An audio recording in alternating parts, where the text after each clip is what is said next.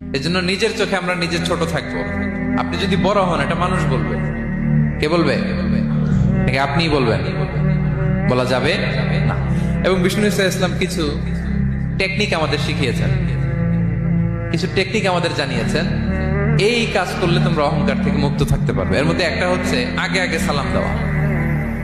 তিনি বলেন আল বাদিউ বিসসালামি বারিউম মিনাল কিবর, যে আগে আগে সালাম দেয় তার হৃদয় থেকে আল্লাহ অহংকার তুলে নেয়। আগে সালাম পারবেন? ফোন করলেই আগে কি বলবেন? বাসায় ঢুকেই আগে কি বলবেন? স্ত্রীকে আগে সালাম দিবেন, বন্ধুকে আগে সালাম দিবেন, বাসার কাজের লোকটাকে আগে সালাম দিবেন, আপনার ড্রাইভারকে আগে সালাম দিবেন, বাসার দারোয়ানটারে আগে সালাম দিবেন। ফকির একটা আসলে আপনি সালাম দিয়ে ফেলবেন। পারবেন? হৃদয় থেকে অহংকার ফেলে দিবে কে? আগে আগে আমরা সালাম দিব। এবং তার চেয়ে ভয়ঙ্কর কথা হচ্ছে বিষ্ণু ইসলাম বলেন যে লা ইয়াদখুলুল জান্নাতা মান কানা ফি কলবিহি মিসকালু হাববাতি খারদাল মিন কিবর, যার হৃদয়ে সরিষার দানা পরিমাণ অহংকার থাকে ওই ব্যক্তি কঠিন কালেও আল্লাহর জান্নাতে প্রবেশ করার সুযোগ পাবে না।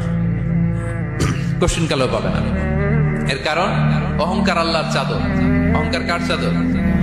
আল কিবরিয়া রিদাই ওয়াল আযামাতু ইজারি। আল্লাহ বলে অহংকার আমার চাদর, বড়ত্ব আমার লুঙ্গি।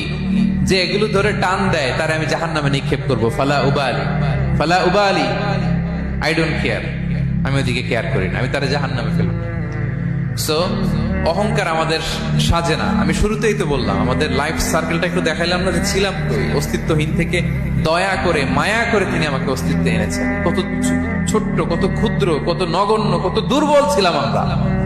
আবার যৌবনের একটা পিরিয়ড কাটিয়ে, যৌবনের সময় তো কতটা দুর্বলতা বললাম, আবার সে দুর্বল, মানে দুর্বল থেকে দুর্বল। এই হচ্ছে আমাদের লাইফ স্টোরি, লাইফ হিস্ট্রি। তাহলে অহংকার আমাদের সাজে। অহংকার তার সাজে যার কোনো ক্ষয় নাই, যার কোনো লয় নাই, যার কোনো অভাব নাই।